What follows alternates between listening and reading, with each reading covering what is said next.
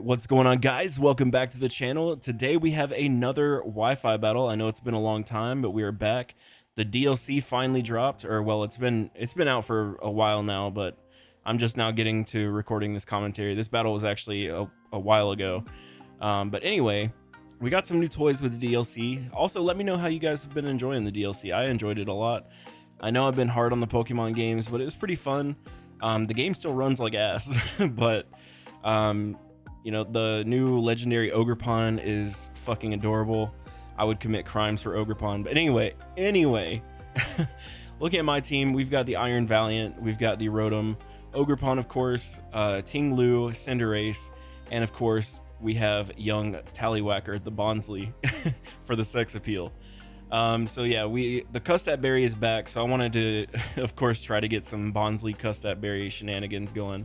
Look at my opponent's team. My opponent is clearly not playing by Smogon rules. He's got the Darkrai, which honestly is not even the scariest thing on his team. For me, it's that Alolan Ninetales that sets up the Aurora Veil or whatever. I'm terrified of that. So anyway, he's got Darkrai, Grimmsnarl, Alolan Ninetales, the new Moltres, or Galar Moltres, Shaman, and an Iron Valiant of his own. So this was a really fun battle, guys. I hope you'll enjoy.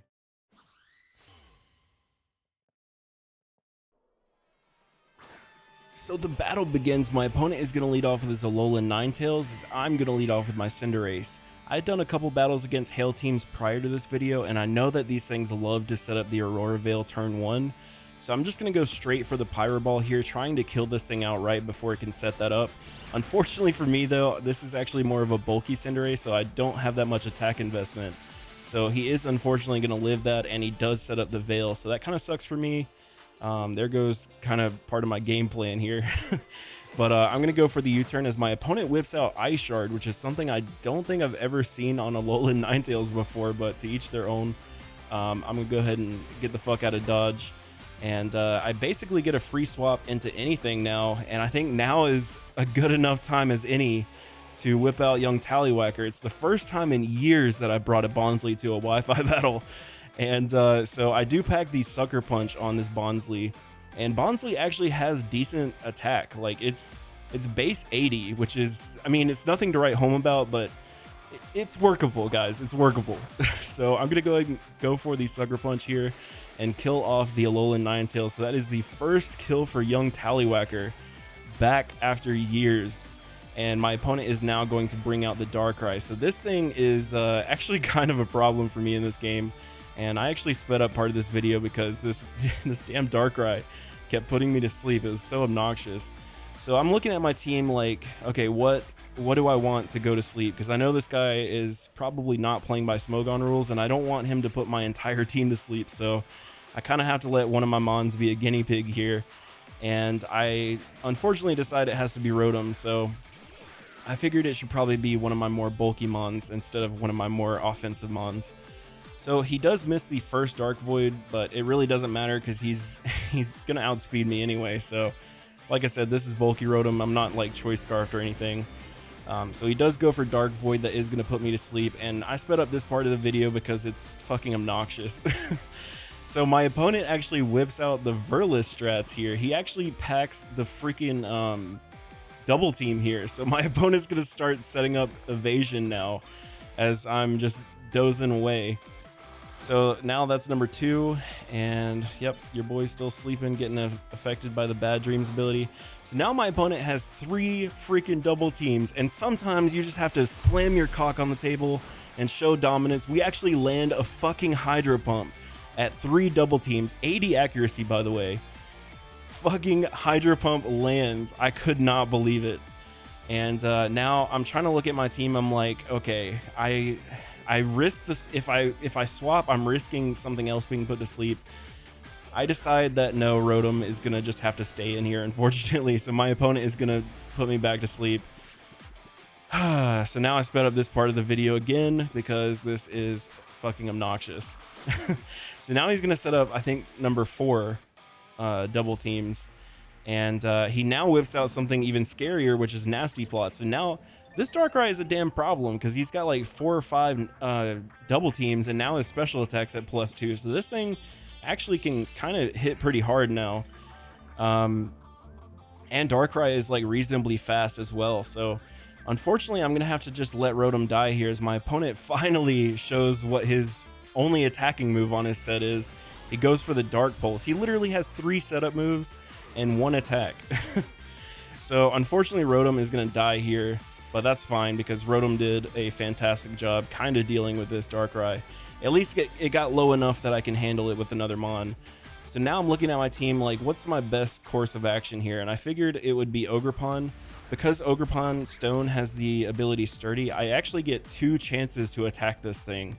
So I'm going to go for the Ivy Cudgel. Unfortunately, I am going to miss the first chance as my opponent thankfully did not go for the Dark Void. That was honestly in the back of my mind, like this could be horrific for me. But thankfully he does go for the attack and I am able to fucking land the second Ivy Cudgel. Ogerpon, the MVP of this game, finally kills off this damn Darkrai.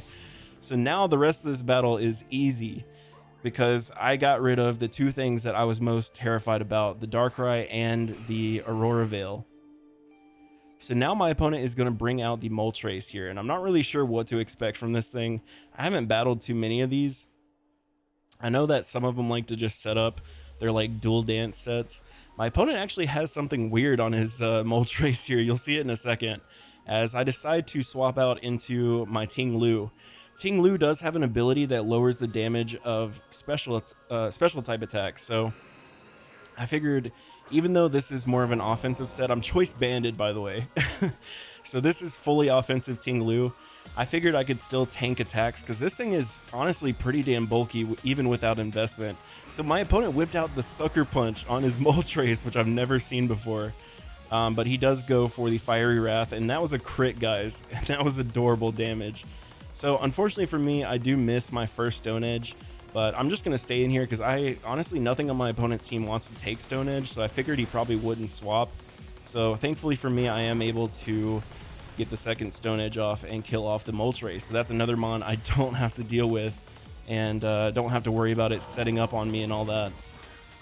So now my opponent is going to bring out the Shaman, and I'm kind of thinking like the best thing that I have on my team is probably Cinderace. I'm a little afraid of Earth Power, but I know I do have decent bulk investment, so I'm pretty sure I can live in Earth Power. But my opponent actually, I think he goes for the, oh no, I was going to say Air Slash, but he goes for the Play Rough, which is even better for me because it's resisted. So Play Rough really doesn't do that much damage to me. I'm kind of looking at his team to see what he has left.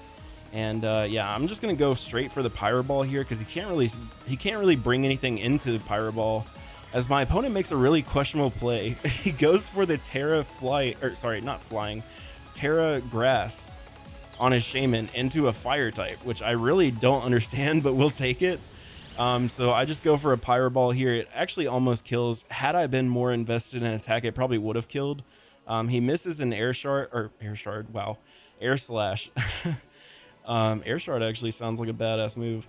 But anyway, he misses an Air Slash, which really in the grand scheme of this battle doesn't matter too much. I'm going to go for the U-turn here, and that is going to kill the Shaman. And now I'm pretty sure my opponent only has 2 Mons left. I'm pretty sure it's Iron Valiant, which can be pretty scary, and then the Grimmsnarl. So I'm kind of looking at my team. I'm like, I kind of want to scout what this Iron Valiant set is, because Iron Valiant is a scary Mon. So I'm going to go out into the Ogerpon here to kind of scout what he wants to go for. And we'll actually see that my opponent's item activates. He does have the Booster Energy, I think it's called, which is like the new item for all the Paradox Pokemon. Basically what it does is it increases whatever their highest stat is. And we see that my opponent gets an attack boost. So that tells me a lot, actually, and that tells me that Bonsly is going to be the one to win me this battle here. So I'm just going to go for the Horn Leech for damage, and I mean, I am going to get a little HP back, not that it matters. My opponent is going to go for the Drain Punch here. That is super effective, but I was at low HP anyway, so that is going to kill Ogerpon. But it finally allows me to bring in the behemoth himself. Young Tallywhacker is going to clean up the end of this game for me. And I'm going to end the battle in style. You'll see in a second here. So Tallywhacker comes out, and I do pack the counter. So this Bonsly set is genius. I have literally max HP, max attack with 0 IVs in defense and 0 IVs in special defense. So basically the HP EVs are only to help counter do more damage. So we're going to go ahead and counter the Drain Punch here that my opponent went for. That's going to kill the Iron Valiant. And finally, my opponent's last mon is the Grimmsnarl. And I do have the Custap Berry. Because my ability Sturdy lets me live at 1 HP, it's going to activate the Custap Berry because I'm at low HP, which is then going to give priority to whatever move I choose. And I decided to go for the Terra Normal Flail. So that is going to kill the Grimmsnarl. You know I had to do it to him in style. And yeah, so that is going to be the end of this game, guys. I hope you enjoyed it. And if you guys have any Pokemon you want me to use, let me know in the comments below, and I'll try to, you know, the weirder sets, you guys know I love weird sets, so the weirder set, the better. But yeah, I'll try to use some of your suggestions in the comments. But I love you guys. I'm going to get out of here, and have a great day.